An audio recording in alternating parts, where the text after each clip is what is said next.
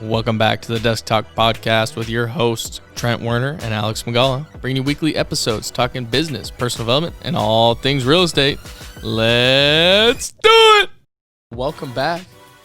Alex and I are talking about our career recap thus far. I didn't want to say real estate, but it is real estate. You're real estate. So we're looped into real estate. Yeah. It's an industry. Today we're talking about our professional real estate careers, basically, at this point. The reason that we decided to talk about this is because a coworker of mine sent out an email and said fill in the blanks. And the statement was, I've been in real estate for blank years. Over those years, my biggest takeaways are blank. And so I asked Alex that question. Alice in Wonderland? I asked Alex that question and wanted to hear what he had to say. I thought about that question a little bit, and I figured it'd be fun to talk about. So that's kind of what we're doing today. I'm sure I'll have questions for you, likewise. Yep. Do you want to start us off? Yeah, I can. So the blanket statement is, I have been in real estate for 1.5 years. I'm going to round it up to 2 just to make it easy on people. You want me to round it down? I need you to do that again. I just choked on my own spit. Oh, okay. By the way, this is another episode with Trent coming back from Bandon, so his voice sounds a little hoarse because he was screaming out there. Yeah, you're going to have to bear with me. But that's okay. Anyways, so I've been in real estate for rounding up 2 years, and my biggest takeaways, should I just start with one or just run through them? Run through them. Okay. So my biggest takeaways are, my first one is I got humbled because I came from business to business sales, and I thought it was going to be the exact same as business to business sales, and I quickly learned that it is not. So my first one is I got humbled. Getting humbled in this industry is very good. Focusing on the long term is far better than focusing on day-to-day in my industry. Day-to-day is like, yeah, you're still doing the task, but thinking long term is just far better off. Marketing during a pandemic completely changed on us, and so it was like learning new strategies and how to figure it out was eye-opening to me in my kind of first real year of this industry. Commitment doesn't happen until it's completely closed.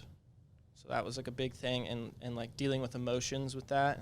Like for me, when I first got someone to commit to me in my first sales role, it was commitment, and I had that deal. So like I knew that it was done. And when I brought that same focus into this industry and I got someone to commit and then they ended up going elsewhere, like the heartbreak and dealing with that and like the frustration I had, that was kind of, those are my 4 biggest takeaways thus far in this industry. And I think it's going to be really cool to revisit this in 5-10 years from now and honestly get to laugh because we'll have so much more experience and understanding of this industry as a whole. Mm-hmm.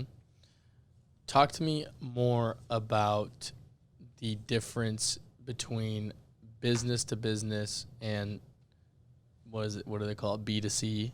Yeah, business consumer. So tell me the difference B2B between B2B versus B2C. Yeah, so the biggest differences that I kind of learned quickly on was in business to business, going door knocking was just a solid way to get easy deals. You could talk to people and you could figure out pain points and you could qualify them and kind of get them through the process. Mm-hmm. Similar to kind of what Taylor does with property management and like bringing that into the mortgage world and like trying to qualifying someone and asking them, it becomes a lot. And so the sales process is different when you're going to a consumer versus someone in a business. Like in a business, you're finding a pain point you're helping this business out. And so you can kind of make it a no-brainer. Like with consumers, it's like, yeah, you can show people that it's a no-brainer, but you can't really push a sale on, like you can't force it down their throat versus with like businesses, you can kind of force it down their throat and get a deal out of it. So understanding that any day I could wake up and go find a deal was so nice in business to business, but in business consumer, waking up and trying to create a deal and like force a deal down someone's throat just didn't work. And so that was like solid 6 months of figuring that out, that talking to people and trying to force deals down their throat and send them like hella information and just get them qualified, it just wasn't working. It's just like really understanding that people come to you, you you talk to them, you figure out what their wants are, their needs are, and then you start to really qualify from there. It's not just forcing it down their throat. So that's like the biggest takeaway that I can kind of justify between business to business and business consumer. Another one that I could say is the people that you're kind of dealing with in business to business. Like I'm sitting down talking with CEOs and people who have power in their business, and they don't really have a lot of time to waste. So you have to be very quick and to the point. In this consumer world, it is very slow. It's a lot of education, and it's a lot of education that you have to really try and make someone not feel stupid about, which it's like I never try to make someone feel stupid about, but it just, I guess, sometimes can come off that way when we know so much that's kind of bottled up in our head, and it's just like a simple question. But it's like really laying it out and taking the time to explain everything and show people options. It's just really slow versus in this world, it's quick to the point, get it done. Does it make sense? Does it not? Okay, get out of my office. So it's just like dealing with high-level CEOs, people of power, VPs, finance, CFOs, stuff like that, to then now going down to like the consumer where it's like they really wanted it spelled out and slow. That was another big takeaway and wasn't as easy. I was quick with my presentations and just like, it makes sense, like let's do it. And people walked away from it really fast. Versus now it's like very slow, very detail-oriented, give them everything in the process, fees, this, closing costs, what the property looks like, detail. I mean, it's just like over-provide information so that they technically come back and they're like, okay, here's questions based on this. It's just more education. So those are kind of the two biggest takeaways I can pin off the top of my head. Yeah. Do you think that switching from B2B over to the B2C side, obviously sales experience is good because you're going from sales role to sales role, but do you think that almost created a false sense of not a false sense because it is sales, but do you think that other perspective on sales helped you come in and like start off pretty hot with your business? Yeah, I mean, definitely most people don't have the first kind of full licensed year that I had this year. Right. And yeah, you can chalk it up to the crazy year that we had with mortgages in the pandemic, but at the same time, you can also chalk it up to my sales experience and being able to kind of communicate with people on a stronger level than most can. Mm-hmm. So yes, the biggest thing in sales that you learn and you take away from, and like, yes, software sales and medical device sales, like those are technically all business to business, but each one is so different and intricate. Mm-hmm. Different. I was kind of combining those words. Different and intricate because they each have their own. I mean, like medical device sales cycles could be 9 months, 6 to 9 months. Like you don't know how long it takes. Same with software. Software could be a whole year-long process of figuring it out, giving them a test period. I mean, it's just crazy. And so each one is different, but the biggest thing that you're going to learn in all of them is communication and how to communicate. Right. Strong, effective communication. And on top of it, listening skills.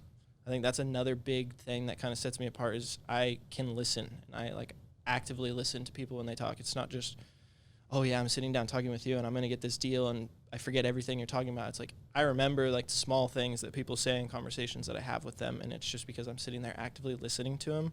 So I think that is what people can kind of genuinely talking to people is a big thing that you learn in sales. You know, you're not going to be able to bullshit a CEO. I hate to say it, like fake it till you make it when you're talking to a CEO. It's just like they smell right through that stuff. And so sitting down talking with high-level people is just how you kind of become an effective communicator. I mean, the dermatologist literally said it to me today. Like, it's just I'm far more well-spoken than a 24-year-old my same age is. And she pointed that out. So it's just like people can kind of tell.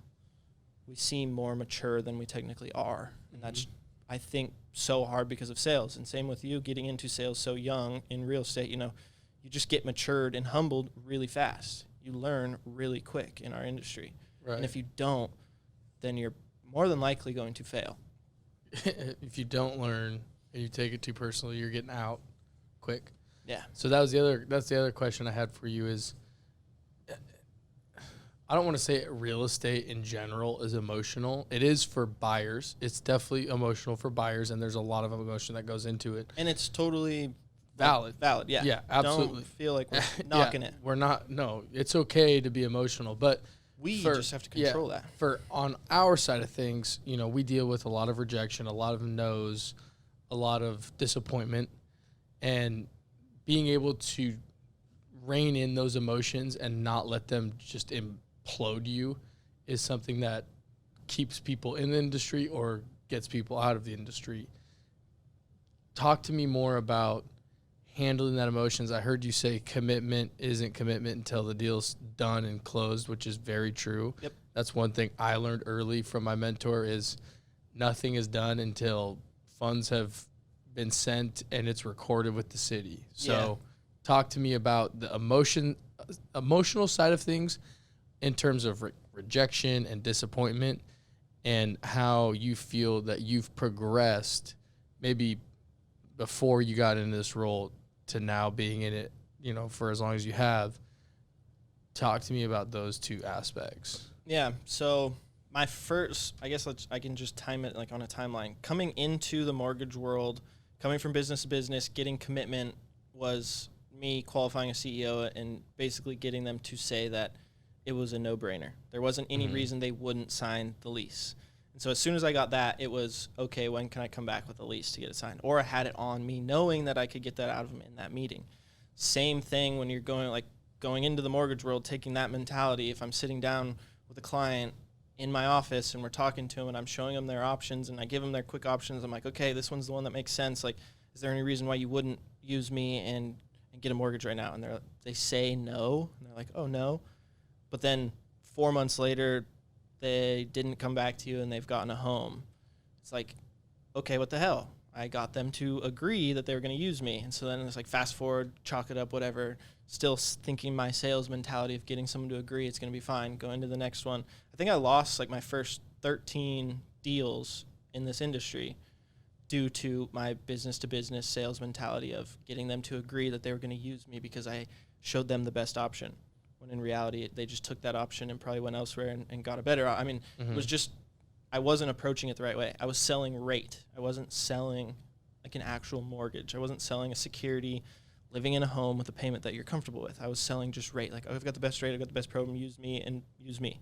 It's just selling. So you approached it as a product sale instead of a service sale. Yeah. Okay. Yeah, exactly. And I think that's because I was so business to business. Everything I was selling was a product. Yep. Or, yes, technically it was a software as a service, so I was selling a service, but everything had a need that I was solving a problem with the products that I was selling. And so I took that same mentality with a mortgage and a product background, and I learned all the mortgage products, and I just was selling a mortgage product. That was like my first 6 months, literally just losing deal after deal after deal after deal. And I finally realized, like, okay, I got to change up something. Like, I'm not doing something right. And so I changed my mentality to just really slow approach and let people feel me out as a person and gain that trust. And I think that's the biggest thing in our industry is gaining trust when you're selling to them. So let me ask you, since you approach it like as a product sale, where typically a product sale is going to be a shorter life cycle. You're going to know if someone wants it or doesn't, needs it or doesn't right away. Quick. A service is different because, like Alex is talking about, it's usually a longer sales cycle, and everyone needs a house, right? They need a place to live. You need shelter. But buying a house is either a want, a desire, or a goal, not a necessity. You can rent a property. You can rent a house. You can rent an apartment, condo, whatever. And it's totally fine. And that's your shelter. But when people transition into I want a house, I have a goal of buying a house, or I desire to own a house one day, that is when they start looking for a service and not necessarily a product. Yeah, the house is the product, but buying a house is a lot more than going down to Foot Locker and buying shoes. And so when you had that product approach, do you think that you weren't necessarily following up as often? It was either, hey, we talked the other day, do you want this now? No? Okay, next. Or were you still following up in that role like it's required to follow up to maintain this relationship and build this long-term, long-lasting relationship with someone? I definitely still followed up. I mean, that's a major thing that I learned in my business role is follow up and follow through with like everything that you're going to say or do. if you promise someone to get them something this day, like just do it. You said it, do it. And so I still took that mentality. I think the problem is I wasn't providing them what they truly wanted. I wasn't actively listening to them and understanding like what they needed or wanted in that situation. And I was just spitting out information. I was just product, this, that, here's a home buyer kit. Here's, just marketing material, just dump it on you.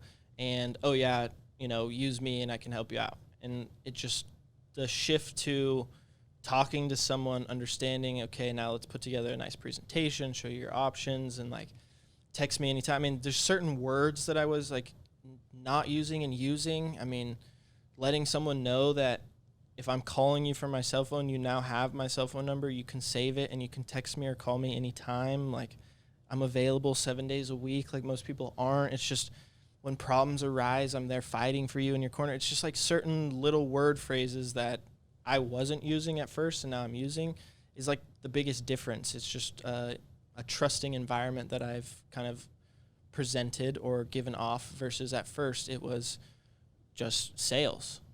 You're coming to me and I'm selling you something and getting you out my door. Mm-hmm. Now it's a lot more relationship focused. Relationship and just providing value that matters, not just providing value.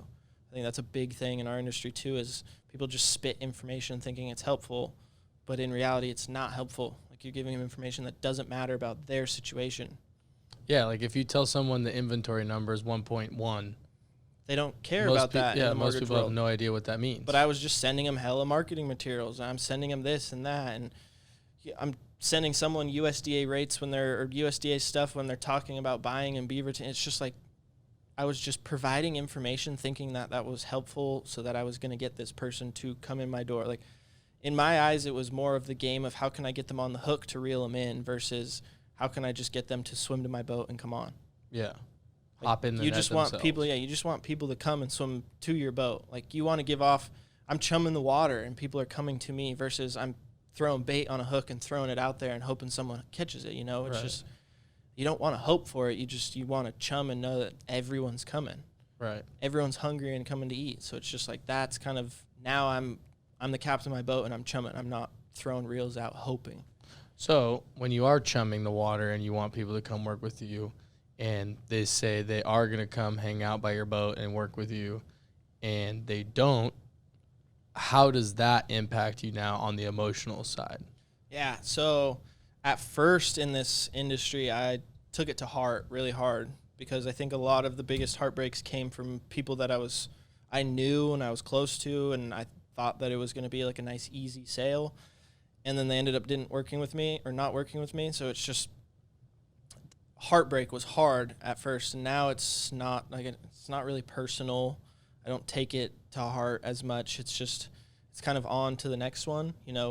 I pride myself on my ability to help people out, and if they don't want to use that, then it's kind of their loss, and it's not so much my loss anymore because it's like switched my focus to I'm helping these people out and they're benefiting from it. So if you're not using me, then it's your loss. So it's kind of just shifting my focus to really not taking it to heart and not personally like, oh man, they hate me as a person. It's just, so what?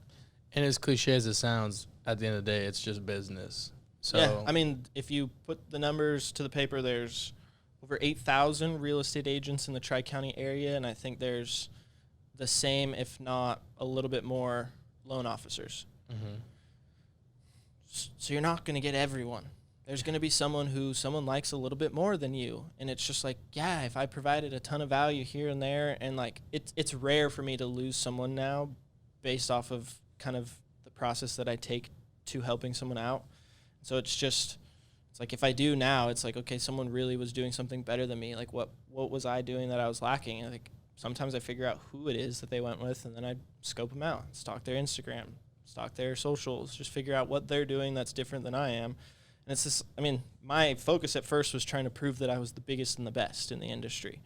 When in reality, like I'm so new, there's just no way it's going to happen. Now it's just building my business and showing people like I can provide education. I mean, 2021 is going to be crazy because of content that we're putting out. And it's just like the focus that I'm taking towards my business is different now that I've looked at other people who are successful and been like, okay, I'm just going to mirror that and do it my own way here. So it's just a completely different focus towards business. I mean, it had to shift in 6 months. When you're doing absolutely nothing, you kind of start to shit your pants.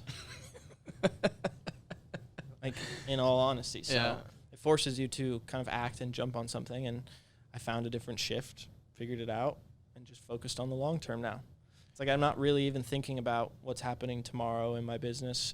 I want to start my 2021 planning. So like I'm planning for the year, but it's just like planning for that year. I'm not worried about the day to day. I just know that at the end of the year, I'll be there with what I'm doing, actively doing.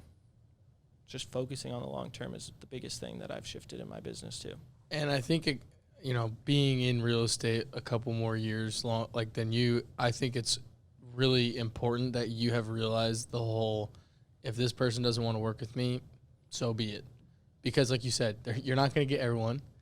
And if someone doesn't want to work with you and they end up working with you, it's usually going to be more headaches and a more stressful process than it should be. Yeah. And, I think it's nice that you have found ways to show people the value that you bring to the table. And if someone doesn't see that value the way that you present it, who cares? Yeah. Like, you don't need them. Yeah. And I think that's a really important piece to note that. And it's also big. I learned really fast that sometimes losing someone is the best for you, because working with them, like you said, could be a longer pain.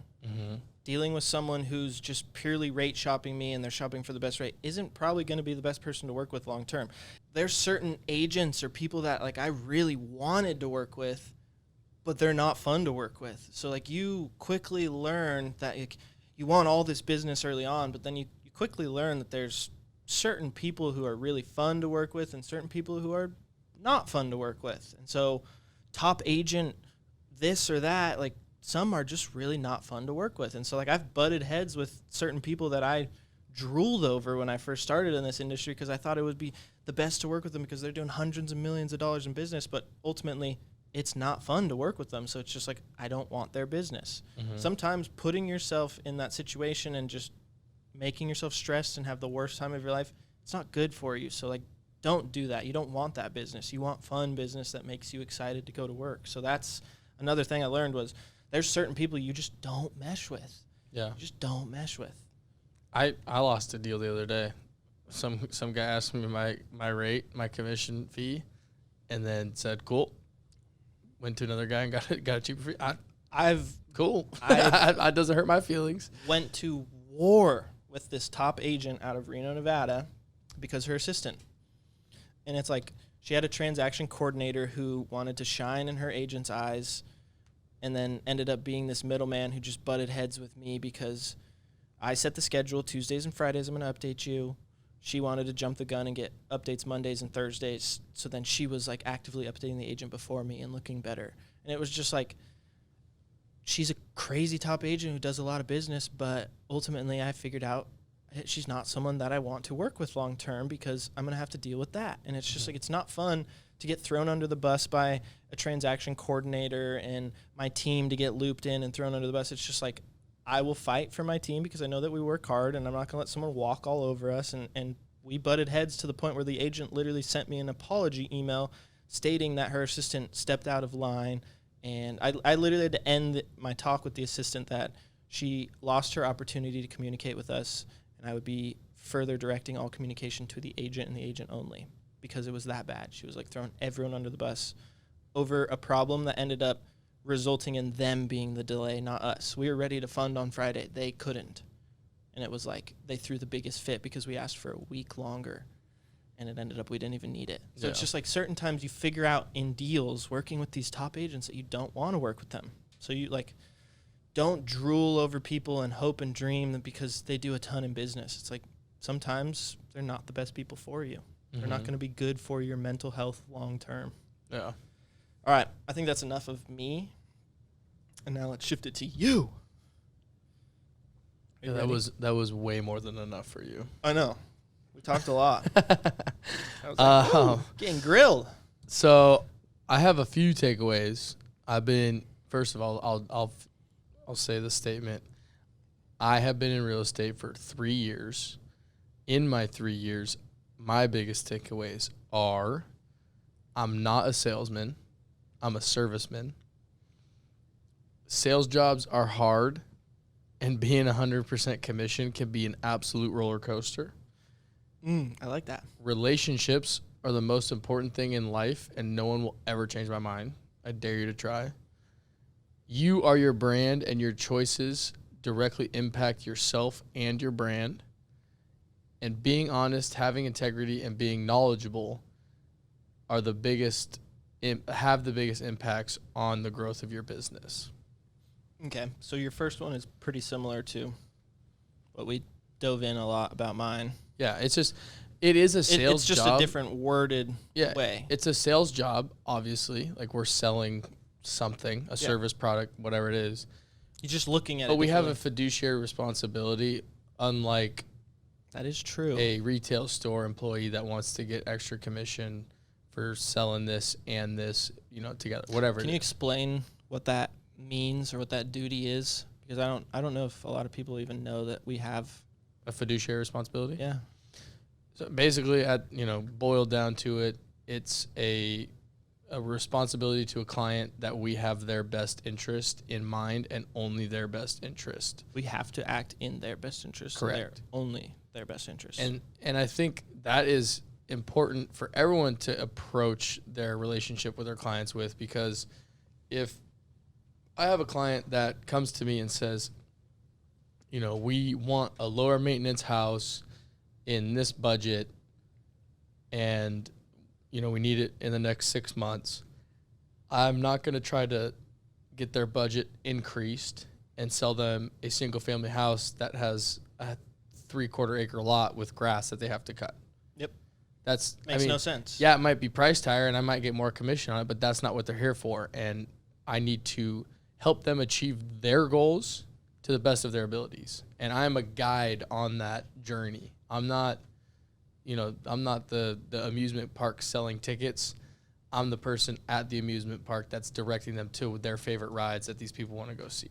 Showing them each ride and this is what they have to offer, and then you let them make the decision. Yeah, and if someone comes to me with, hey, we're thinking about this, but we might want to do this, I'm going to listen to what their long-term goal is and then figure out what is the best approach to get there. So I think it's, my biggest takeaway is for this topic is just having your client's best interest in mind and being a source for them to rely on and trust, and them to know that you're not trying to, if someone doesn't like a house, I'm not going to sit there and say, you need to buy this house. Yeah. Because I didn't sell anything last month. That's not what I'm here for. And so being focused on the service aspect is, that'll change you around instead of chasing checks. Yep. Which kind of boils down into another good question to ask you about your takeaways. And I think it's one of the biggest issues or problems with someone wanting to hop into our world is the 100% commission. Mm-hmm. The stability of 3 months you might go seeing $0 in your paycheck, but then that 4th month comes around and you might see $100,000 month. Like, you don't know, it's ups and downs. So talk about emotions first year. I mean, now that you're into it 3 years, you've probably figured out a solid way to manage, understand pipeline, understand holding a budget and staying to your budget, and on top of it, as a real estate agent, you got to be able to budget a tax account because you got to pay taxes at the end of the year too. And I think a lot of people get into it and don't even realize that they have to do that. Mm-hmm. So I think there's a lot that goes into talking about 100% commission role where you are pretty much a sole business owner and running a business. Yeah. And for some people, it's not the best situation to get into if they're really struggling financially and they don't have an avenue to not fall back on, but a safety net to get them through that ebbs and flows. But which is why a lot of us create other streams of stable income, mm-hmm. rental properties, side hustles. We did a whole episode on it. Mm-hmm. That's how we can kind of create that stability so that we're not so nervous. And month. honestly, having a budget and living below your means is so important. I can't stress that enough. I think I have a crazy budget tool. I'll throw it in the bottom of this episode. All Just right. reminded me. Yeah, I so- found it online. so Insane. you shared something on Instagram the other day that said something like the flex culture is killing, Yep, the younger generation. it is. And I cannot agree with that more, because I would say that my wife and I are in a better position than most 24-year-old people out there right now in our lives. I think 90% of 24-year-olds. Yeah. But I'm not out, flexing a nicer car. I'm not flexing sick clothes and why. Where's your Gucci pullover there? You got a Gucci mic? We're gonna just deck out the whole pot? No, it's just it and I doesn't think matter. the real estate industry helps you realize that not everything that you see is true. We've talked about that on especially social media, but within your industry as well. There could be top producing people. There could be, luxury home specialists that put on this facade, but in reality, they, aren't everything that they're cracked up to be. But then there's people that live so far below their means, and they own, 200 rental units, and you never know it. And I think that goes a long way, because if you do have those bad months and you have other sources of income, or you have a safety net, you don't even bat an eye at it. Yeah. There was a lot of people in 08, 09 that it just exploded their business, and they had to get out of it because they didn't prep themselves and they didn't have a budget, and they just assumed, oh, I can sell anything. I'm going to get another deal next month. Well, if something like that happens, you better have something A to. large safety net. Yeah. And so I think, it's scary, but once you get into it, dive head first, make a couple bucks, sell some houses, and save your money, especially for taxes. You never want to get caught in a position where you can't pay your taxes, but save your money. Happens all too often. It's in my personal belief, it is way cooler to build wealth and save money than to flex a cool car and Yeah, I mean, whatever you're else. living proof of it. You could have, in your first 2 years of real estate, invested in your image and thrown a ton of money into a nicer car, a nice suits, and like all the whole shebang. Cough, cough. I know someone who did this. You know exactly what I'm talking about. Yeah. But everything they did to sell an image comes with a price tag, where now it's this kind of fake image that they're putting on because they don't have everything truly, because it comes with a large price tag. Versus you put your money into a home, a couple other investment properties, and you own your car. It's just like, it doesn't matter. It's not you're not flexing on people showing, like, it's just indiscretion. I think it goes to show it's so cool talking to someone where they're just in normal clothes out there, and you find out that they own 1,000 units across America, and there's just this serious investor who's just full of cash. And then 2 days later, you talk to someone, and it's just like they're decked out in like these diamond shoes for Gucci belt, and you're just like, yeah, you're cool and you look cool, but at the same time, like, the dude I talked to 2 days later, like, he's cool. Like, I want to be like him. Yeah. Like, he was just so humble, so quiet about it, but he's just like, yeah, I make $100,000 every month from rental properties. Like, I don't work a day in my life. Yeah. You're like, holy shit. That is cool. That is really That's cool. so cool. And I think I don't care about what I'm wearing or having a nice, cool watch or crazy car. Like, yeah, if it gets to the point where $100,000 car is nothing to me and I'm making something that crazy, like, maybe, but it just living below your means. That's still going to be below your means at the That's time. what I'm saying. Yeah. Like, Warren Buffett, look how much that guy's worth, and he still literally does the same stuff, drives like the same cars, on the same house since he bought his first house. He's owned that same house. It's just like, he still hasn't changed. Like, people live below their means are far better off, in my opinion, are far happier people, because they're not putting on this fake image all the time and living with the kind of like a lie. The only time they get to ever really be calm is when they're at home and under no supervision of people. They don't have their phone out where they're recording a story. Every time they go outside, they got to act the image, Yeah. It's just like, I don't like that life isn't cool, but the life where you get to come home and you're actually just living your life, like, that's the cool life. I encourage everyone to read The Millionaire Next Door. It's a great book. Sorry, I can't remember who it's written by right now, but I read it. Could look it up real quick on your phone. Yeah, I could do The that. power of the internet. The internet. So The Millionaire Next Door talks about how there are people in America that, or not necessarily just America, but anywhere, there are people that live right next door to someone that you have no idea. I mean, you He's really a crazy millionaire. Yeah, you really don't know many people's financial situations, but it talks about there are people. Even though we did talk about an episode where it's cool to talk about finances, because I think it's something it's like cool to talk about finances, but you don't have to show finances. Yeah, but that's the thing is like your neighbor, you never know that conversation you could have with someone about finances, and it turns into something that's beneficial to you because now they have an idea and you've come to them and met that idea with like value where they're like, okay, let's do it. Mm-hmm. It's just like you never know who you are talking to, because I mean you do if you're talking to someone who is throwing off the persona that they're crazy rich. Like you're probably gonna get a story, or they are truly, but you don't know the man next to you on the bus. He could just ride the bus because he enjoys riding the bus. He doesn't believe in driving a car. He doesn't like having car. I mean, there's so many different beliefs out there that make people successful and get them to point A to point B, and they're crazy rich. Yeah. So it's just like that conversation, talking about finances with someone, you never know who you're talking to. One of my good friend's dads, very successful lawyer, does a good job, partner in the law firm, whole nine. I've seen him riding the bus to work because it's his personal time and he enjoys that 40 minutes or whatever it takes to get to his work, and he can relax. Yeah. I talked to a guy who does a lot, makes a lot of money here in Portland, and he still rides the Max to and from work because he likes to read on the Max. Mm-hmm. So he doesn't like to drive a car and sit in traffic. It's something in his day that he gets to get done while on the way to work, and he's done it for forever. And so it's just like sometimes you don't know who is sitting to your left or to your right or straight in front of you, and it just pays to look up and ask. Talk about things.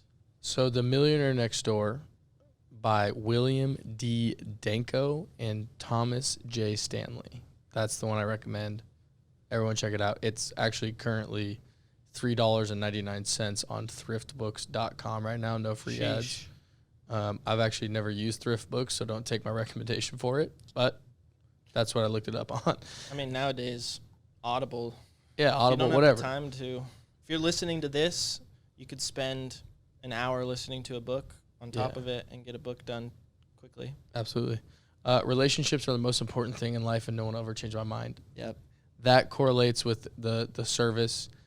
I am not trying to sell something to someone. I want to genuinely build a relationship and have a long-lasting relationship. I have clients that are friends. I've gone to Christmas parties. Well, they weren't before, but now they are.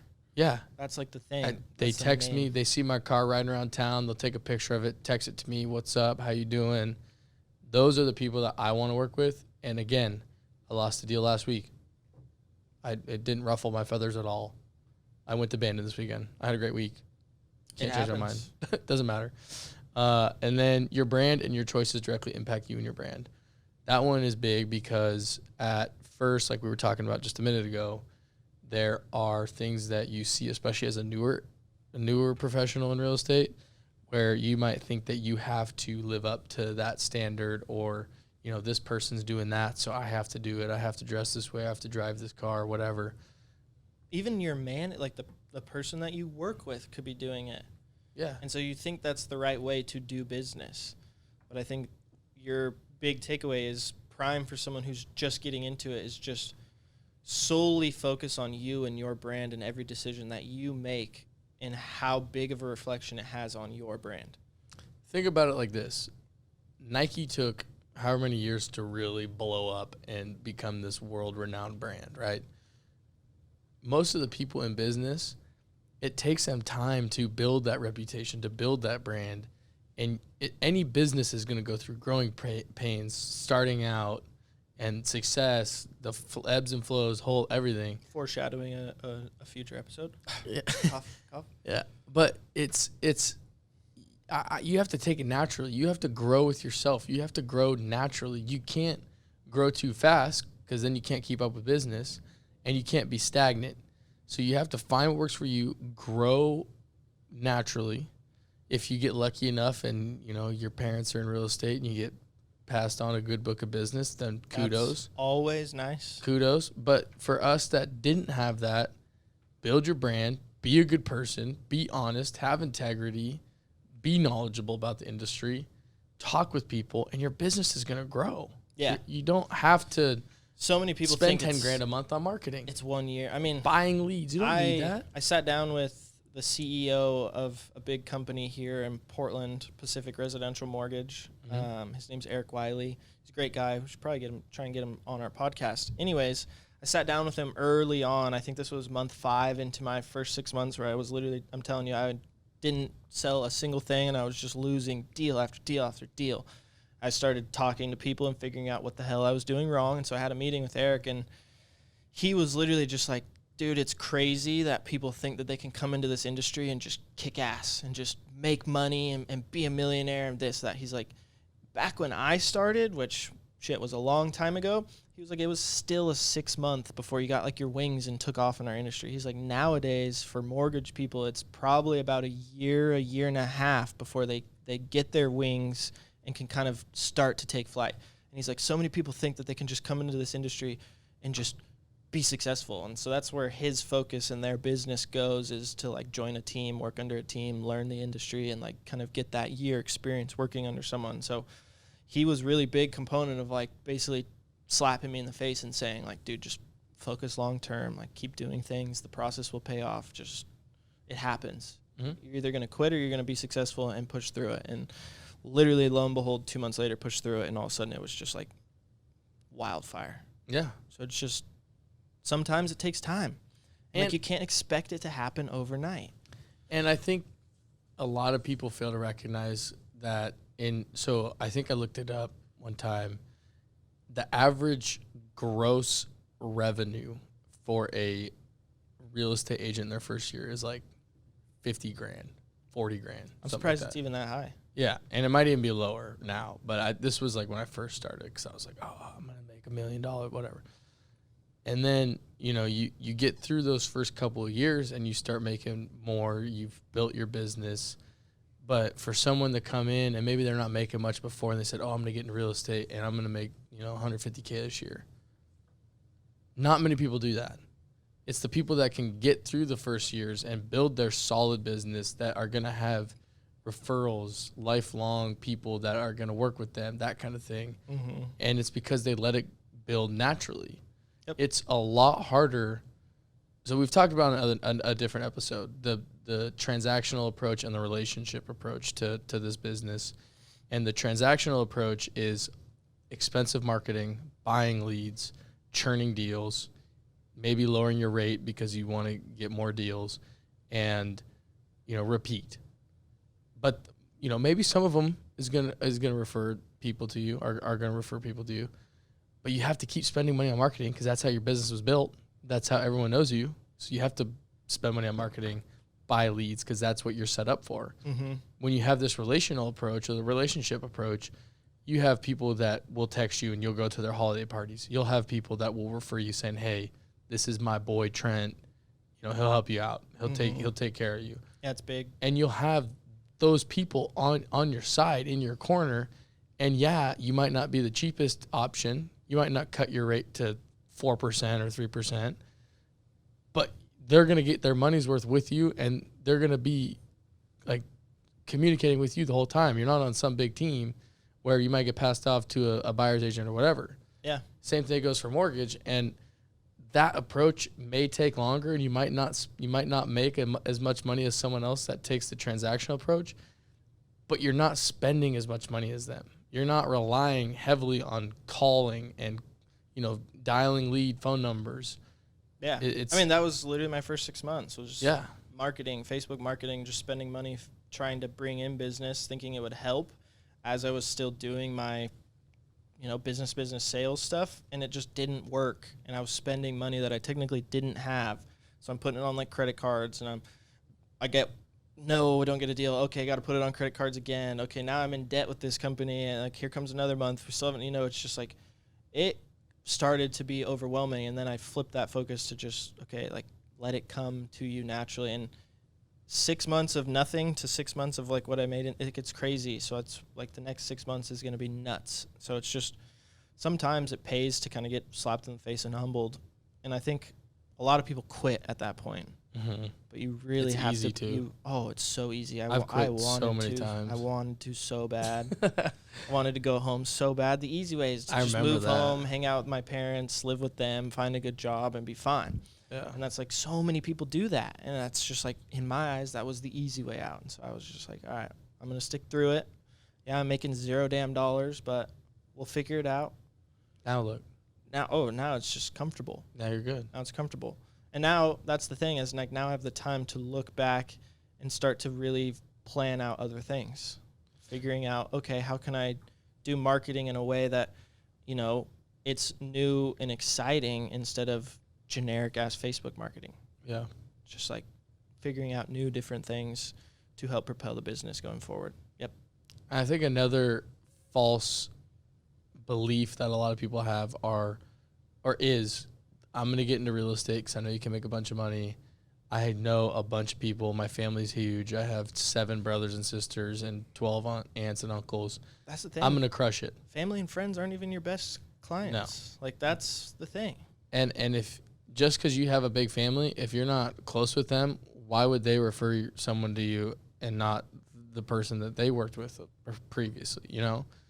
And so it is hard. Facts. It is hard, and relationships are important and a necessity and the most important part of your business. But do not rely on your aunts, uncles, brothers, sisters, cousins, grandparents, whoever. Those are going to be your biggest heartbreaks. To give you deals. They're not going to just give you deals because you're related to them. Got to earn it. Exactly. And building relationships with other people is even better because not only are you expanding your network and the amount of people you know, but you're meeting really cool and awesome individuals that you are becoming friends with. I know a lot of people now, and I love the fact that I know a lot of people. My brother-in-law is interviewing for different jobs right now, so he called me and asked, hey, do you know anyone hiring? You know, I'm looking for this kind of role. I said, yeah. You know, text this person. Oh, you're interviewing there? Oh, my buddy works there. Here's his phone number. Ask him the real questions that you want to ask that you might not be comfortable with asking an interviewer. And he's taking advantage of that, and he's, oh, well, maybe I don't want to, even if I get the job, I don't know if I'd want to proceed with that company now just because I didn't know what it was like. Yeah. So being able, I'm a resource for my brother-in-law who wants to switch career paths. Yep. Because I know some people. You're a resource for everyone, though. That's yeah. Your clients. You're a resource for your client.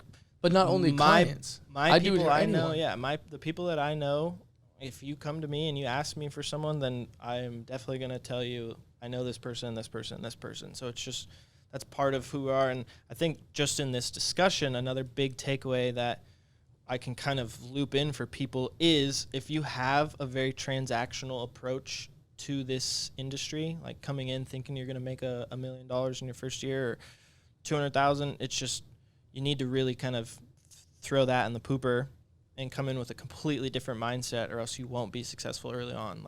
Or you might be really successful at the beginning and then it fizzles out because it's hard. If you're buying leads and spending a bunch on marketing for that transactional approach, get burnt. It's super tiring. You chase. That's the biggest thing that I know from personal experience of doing it. It everyone sells it as it's going to be this nice, easy, they just come in to your phone and they talk to you and they close and it's a deal and you spend $1,000 a month and you get it. It's not that way. You literally have to hound these people. They might fill out their information on your ad, but you're calling them every single week. And on top of that, probably daily, figuring out what they want to do, how they communicate, text, email. Sometimes they don't even answer your emails. Sometimes they don't answer your text. It's just it is brutal. Sometimes it's fake leads that you're even calling. It's just the name of the game when you're buying leads is chasing, unless you have someone who is like an assistant who's calling those and making sure they're actual people you're talking to. It's just then you're spending more money on top of it. Transactional is very expensive. Your P&L at the end of the year is trash. But it might not be trash. It's just your expenses are gonna be a higher percentage of your revenue in that approach when you can take the relationship approach and you might be spending time, but you're not spending as much money on marketing and leads. And the time that you're spending is with someone else that you're building a relationship with. That is going to be a symbiotic relationship down the road. Yeah. I mean, I literally got sold on the mortgage world because I was told I would be making what I was making at Pacific Office in my first year, which was substantial for what 23-year-old makes out of college.